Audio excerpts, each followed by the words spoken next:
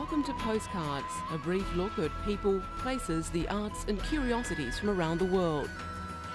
On today's program, Oscars for the philatelic world, the Rowland Hill Awards. An exhibition pays tribute to the artists and designers who transform imagination into reality. Faith and community, our feature looks at how we adapt in our multicultural societies. Man-made wetlands are creating a huge magnet for wildlife, especially wild birds. And finally, an exhibition of rare sketches and paintings of wildlife by William McGilvray. First up, 60 years ago, and alarm bells rang all over England. For these young pilots, it was to be their finest hour as they took to the sky to attack Nazi Germany's bombers in the heroic Battle of Britain.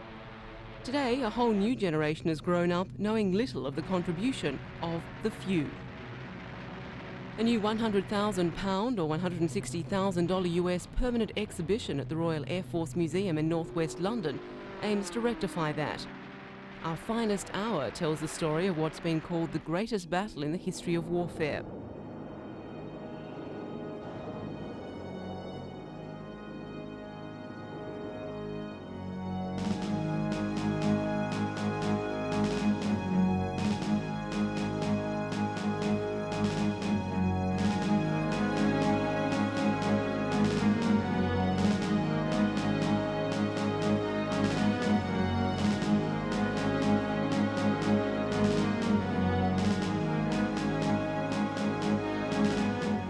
To mark the opening, more than 25 of Britain's wartime fighter pilots gathered to relive their hard-won glory. Among them, Group Captain John "Cat's Eye" Cunningham, the highest-scoring night fighter ace of the war. A total of 520 pilots paid the ultimate price. Life expectancy for these young pilots was low. A total of 915 Royal Air Force fighter planes were destroyed and 358 pilots were wounded. Nazi Germany's Luftwaffe lost 1,733 aircraft, mostly bombers. The slumbering aircraft have been brought back to life in the exhibition and include all the main players' planes, like the Spitfires and Germany's Messerschmitts. Our finest hour has already opened to an avid public and is just part of a wider program of expansion at the RAF Museum over the coming months. Winston Churchill, some say the architect of victory. His statue broods over Parliament Square.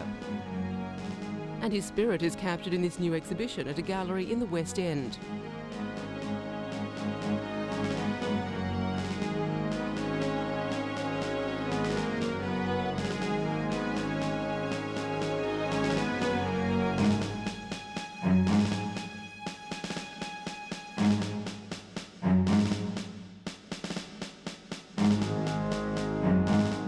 Churchill is a parliamentary colossus, a watercolour drawing which appeared in magazine The Tatler. And George Barber painted this in 1943, when Churchill was at the height of his wartime premiership. This highly skilled portrait by Hitchcock was painted towards the end of Churchill's life. A sketch by Topolsky.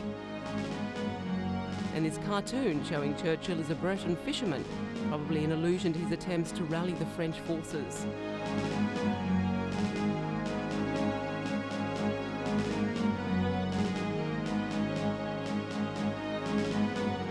It's a mark of his public esteem that his image was reproduced everywhere on hundreds of household items.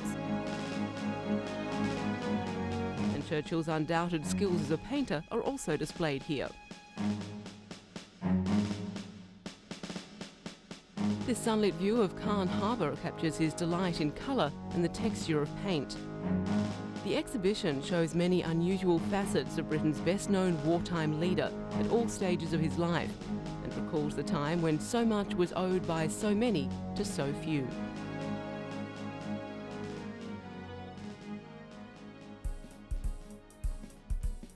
The Rowland Hill Awards, named after the man who invented adhesive stamps, have been described as the Oscars for the philatelic world.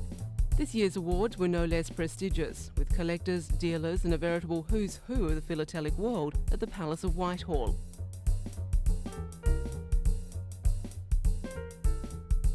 Britain's veteran Labour MP Tony Benn was a fitting guest presenter. As Britain's Postmaster General from 1964 to 66, he was responsible for commissioning Royal Mail's specialist stamps and finding the man who would become Britain's most prolific stamp designer, David Gentleman.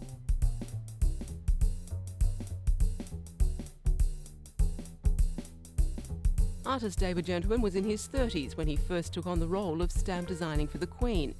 He was honoured with a prestigious award for outstanding contribution to the philatelic world. He says the biggest challenge in stamp designing is to convey a complex idea in a very small space. David Gentleman's 103 stamps have included commemorative work for the Battle of Hastings anniversary, the death of Winston Churchill, and a Shakespeare tribute. The Bard and Churchill are the only two commoners to have appeared on a stamp alongside royalty.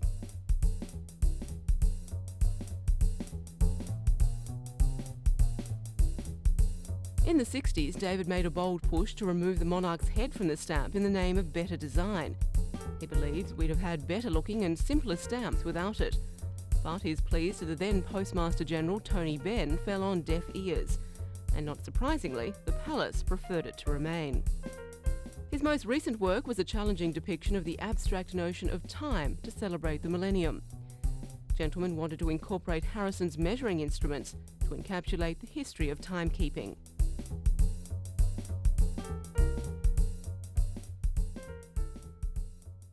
The spaceships, creatures and landscapes of the Star Wars universe, as seen in their latest manifestation, Episode 1, The Phantom Menace, all began life in the imagination of creator George Lucas. A new exhibition at the Barbican Centre in London pays tribute to the artists and designers who transform imagination into reality, displaying for the first time ever the models, drawings and costumes they've created.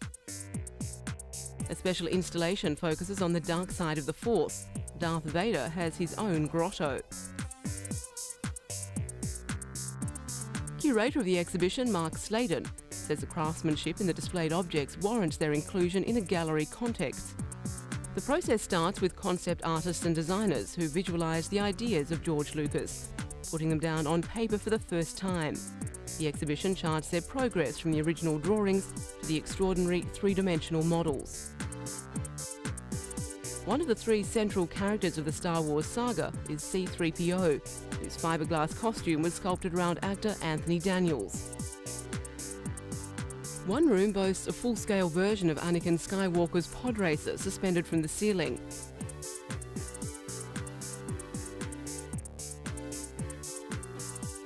It's a gallery devoted to the role of the model maker, like Lorne Peterson, whose more old-fashioned skills complement those of their colleagues in the computer graphics department. There's plenty of reassurance here for technophobes that no matter how much computer animation there is in a film, traditional skills are still needed to achieve the final result. The exhibition's organisers say the objects displayed here should be taken seriously. They represent the visual culture of the Star Wars movies, the world's most successful series of films.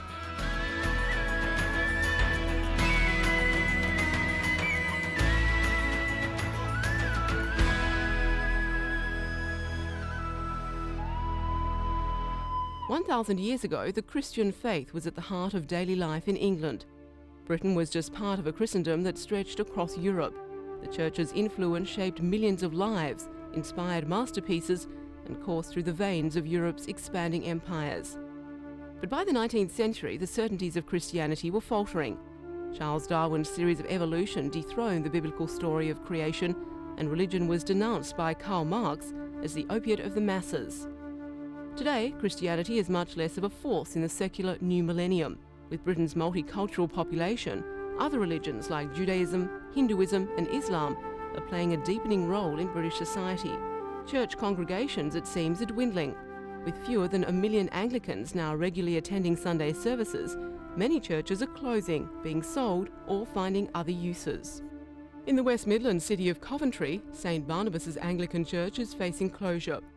The church serves a small parish of around 2,500 people.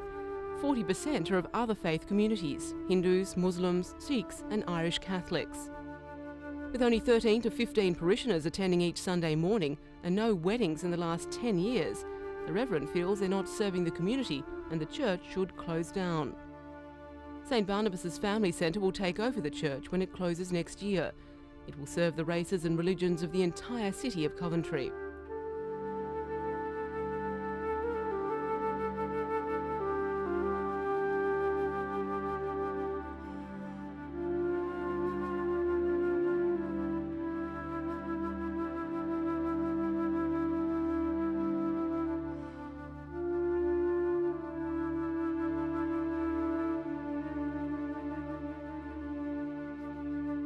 The Reverend Lydia Humphreys of St Margaret's in Coventry has had to be more flexible in her church, allowing it to be used by the community for activities other than worship.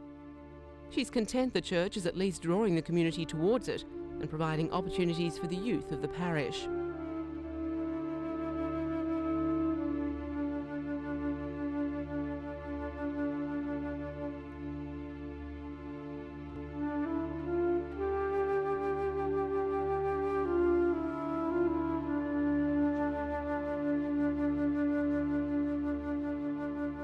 With a congregation of only around 50 people, St Peter's Church in Coventry will close later this year. The upkeep and maintenance costs on the building are enormous. Despite the problems, the spiritual leader of the Church of England believes faith is still at the heart of the British nation. The Archbishop of Canterbury, George Carey, believes there is still a hunger for God in the lives of very secular people.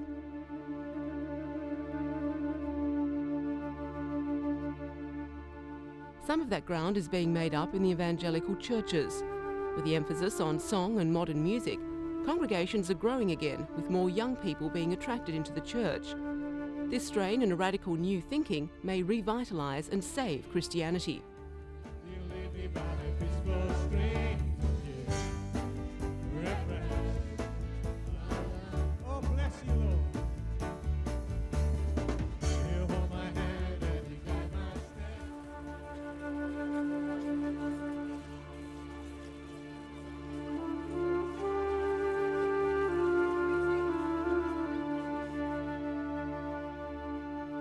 The Archbishop of Wales, Dr. Owen Williams, doesn't believe we can call Britain a Christian country now. His views are borne out in the obvious influence that religions like Islam are having in society. Most British cities now have a mosque. Britain's oldest purpose-built mosque, the Shah Jahan Mosque, has stood in Woking, Surrey since 1889. Immigration and conversions to Islam have swelled the numbers of British Muslims to some 2 million. New mosques like Edinburgh's King Fahad Mosque are being built to accommodate worshippers of this, the fastest growing religion in the UK. Since the opening ceremony 2 months ago, the mosque has welcomed 10 new converts to Islam. Hundreds of British Muslims make the Hajj pilgrimage to Mecca every year. But for the first time this year, a temporary British consulate has been established in Mecca, so British pilgrims can use its consular and medical services.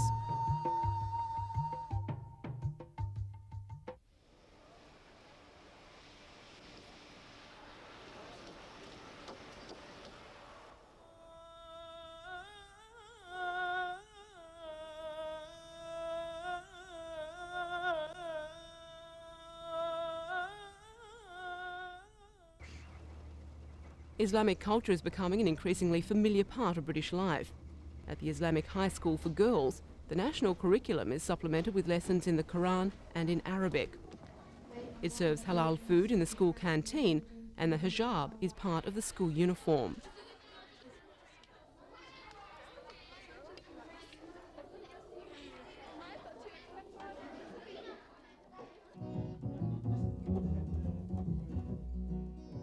A stalwart of the music scene for 40 years, double bass player Danny Thompson converted to Islam when he felt the spiritual dimension missing from his life.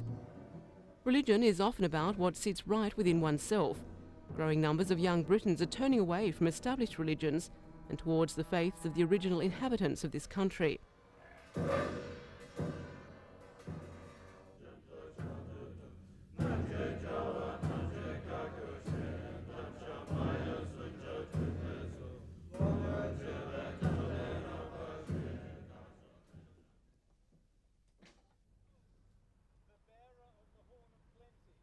The pagan beliefs centre around the masculine and feminine spiritual energies which make up the universe.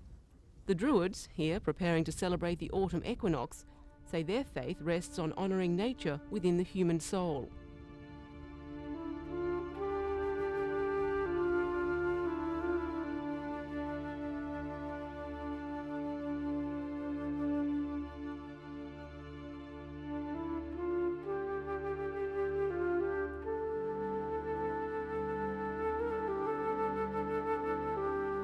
The aptly named Holy Island off Scotland's west coast has been a sacred site since pre-Christian times. The Celtic missionary, Saint Molaise, lived as a hermit in this island cave. Christianity came here in the 6th century, and by the 13th century, the island was home to a small monastic community. Now the island is about to become an important centre for Buddhism. It's been bought by the Samye Ling, the first and largest Tibetan Buddhist centre in Europe. Its base in mainland Scotland's border country was founded more than 3 decades ago by refugees from Tibet. Volunteers are building a $9 million US Buddhist retreat centre on Holy Island.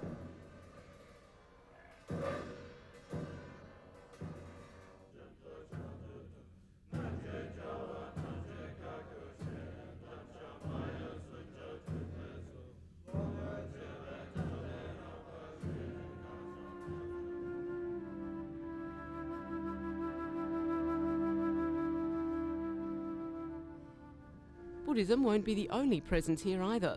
On the north of the island, an international multi-faith centre is being built for all devotees to share. It should ensure that a place of Christian beginnings continues to have a spiritual significance well into the 21st century.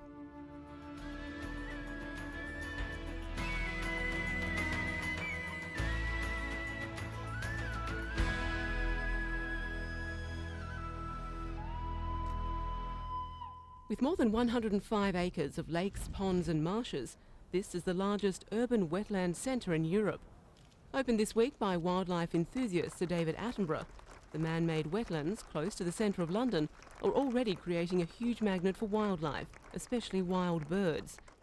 Attenborough said it's animals in the natural world living in close harmony with people living in cities that's a great boon. This environmental project, the only one of its kind in any capital city in the world, has been designed specifically to encourage birds to feed, roost and breed, including species which are rare and endangered in southern England. But to do this, environmentalists have had to create differing habitats within the one area, everything from open water lakes to grasslands and mudflats. They've recreated habitats from all over the world, from a whitewater stream in New Zealand to a tropical swamp in Southeast Asia. What would take visitors a round-world trip of 35,000 miles they can now see in about 5 minutes here. The centre has been designed in such a way that bird watchers can walk in between each area without disturbing nesting birds. And coupled with a visitors centre, it's hoped people will not only observe the birds, but also learn more about their environment. The former reservoir site, owned by the water utility Thames Water, has become redundant, and the company, who wished to use the land sympathetically, agreed to this project.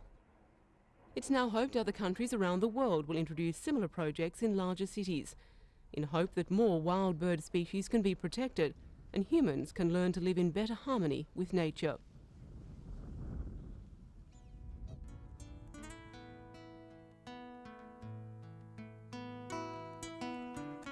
For many children living in inner London, this is school, a legacy of an austere Victorian age. For many Bosnian youngsters, there's an ever-present legacy of a different kind, of war.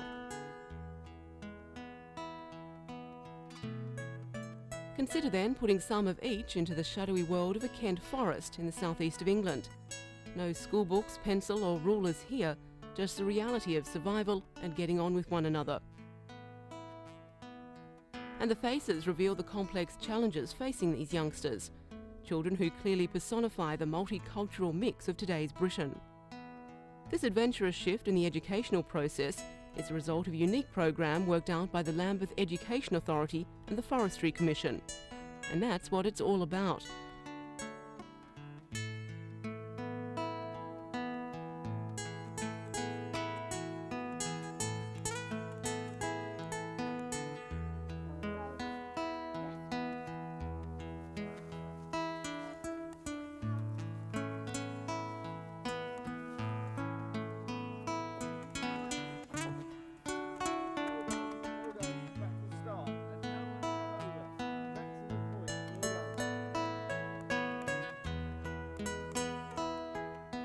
But team building can be a difficult process, especially when it comes to finding the best materials for a forest shelter.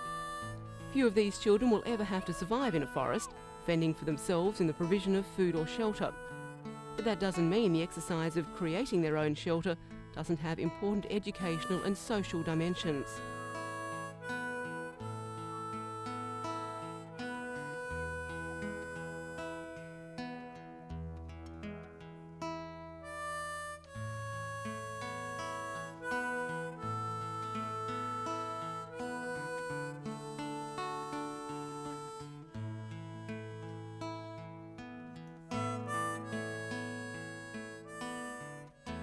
close-up contact too with the creatures of the forest, although not always friendly ones.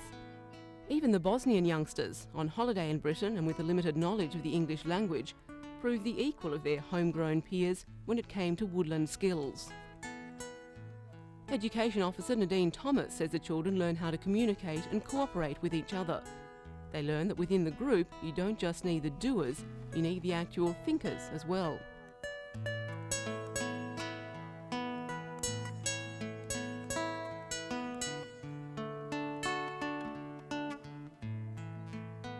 It must have seemed a long way from the regime of the classroom, from arithmetic, from spelling, and maybe most importantly of all, from the company of everyday friends. But even for these now qualified woodlanders, the necessary benefits of civilization still have their place.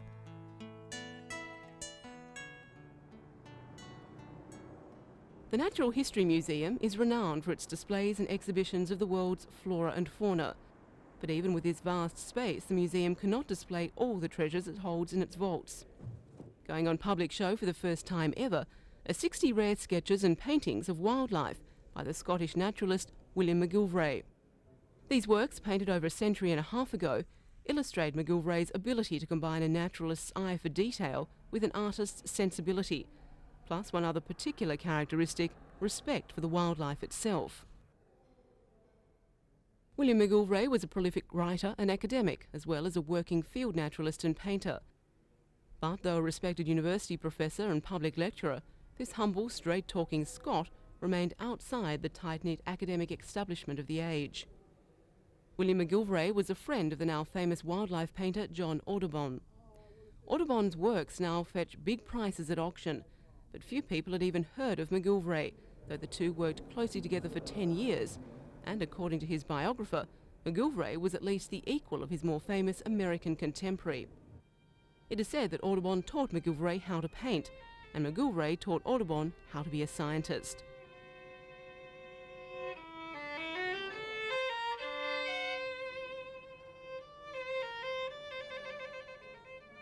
After this exhibition, the public will at last be able to judge McGilvray's output for themselves, and the curators say this show is just the beginning of a series brushing the dust off some of the many treasures long buried in the museum's vast archives.